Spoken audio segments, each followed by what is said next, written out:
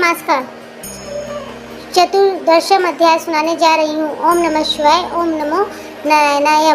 चतुर्दशम अध्याय प्रारंभ। चिंताग्रस्त राजा ढड़धनवा की कथा को आगे सुनाते हुए श्री नारायण जी ने कहा, इस प्रकार चिंता करते हुए राजा के पास दिव्य रामचरित काव्य के रचयिता श्री वाल्मीकि ऋषि पधारे। राजा ऋषि की आया देखकर उनके चरणों में प्रणाम करा और खड़ा हो गया और आसन पर विराजमान कर पूजन किया। राजा महर्षि के चरणों को गोद में लेकर धीरे धीरे चलाने लगा। तत्पश्चात राजा ढड़धनवा ने महर्षि वाल्मीकि के चरण सवै पखारे और फिर उस जल को प्रसन्नतापूर्वक अपने माथे पर छिड़क कर उस तोते के कहे वचनों को याद कर मधुर स्वर में महर्षि वाल्मीकि जी से पूछने लगे। राजा ढड़धनवा ने महर्षि वाल्मीकि से कहा, हे भगवान, आज मैं कृतकृत्य हो गया, भाग्यवान हूँ जो आपके दर्शन हुए हैं। ये संसार को पवित्र करने वाले महर्षि, मैं अपने भाग्य की कैसे प्रशंसा करूं।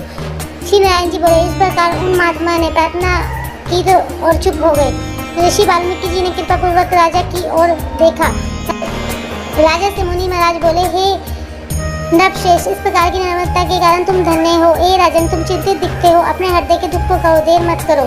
ढड़धनवा बोला, आपके चरणों के प्रताप से मैं हर प्रकार से प्रसन्न हूँ, किंतु मेरे हृदय में एक बड़ा संशय है। बड़ी तीर के समान वह चुभ रहा है, कृपया उसे दूर कीजिए। मन में किसी तोते के मुख से वचन सुनकर यह संशय पैदा हुआ है, जिसे मैं सुनाता हूँ। मैं एक बार शिकार खेलने घोर वन में गया। वहाँ घूमते घूमते मैंने एक तालाब देखा। वहाँ जाकर थके प्यास मैंने जल पिया और कुछ समय के लिए मौन बैठ गया। राजा से ऋषि बोले, हे राजन, तुम अपने पूर्व जन्म का चरित्र सुनो।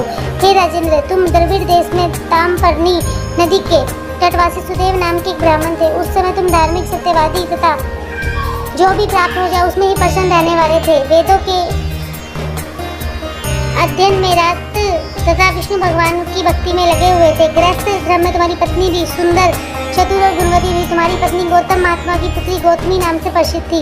उस जन्म के इस प्रकार गृहस्थ का पालन करते हुए बहुत समय बीत गए, किंतु तुम्हें संतान प्राप्त नहीं हुई।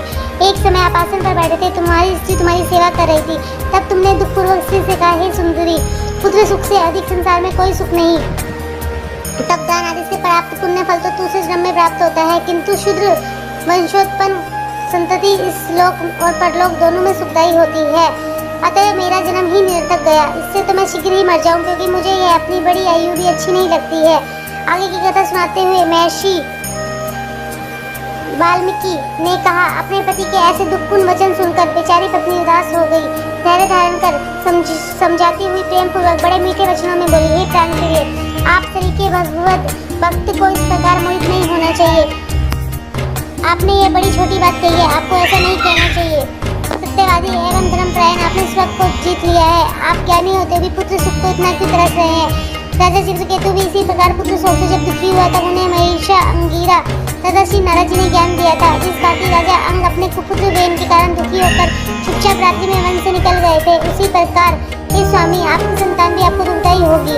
अपनी धर्मपत्नी के वचन सुनकर वह ब्राह्मण ताम्रपर्णी नदी के किनारे पहुंचा। वहाँ जाकर नदी में स्नान कर तपस्या प्रारंभ कर दी और 5वें दिन से केवल सूखे पत्ते एवं जल लेने लगा। इस नियम से उसे तप करते हुए 4000 वर्ष बीत गए। हे राजन, उसके उग्र तप से तीनों लोग कांपने लगे। उग्र तप को देखकर भक्त वत्सल भगवान गरुड़ पर चढ़कर उसे मनवांछित वर देने उसके निकट पधारे। हे राजन, आप पूर्व जन्म के वही ब्राह्मण हो। आज की यह कथा पूर्ण हुई। अगली कथा में इसके आगे की कथा सुनाई जाएगी। धन्यवाद। नमः शिवाय।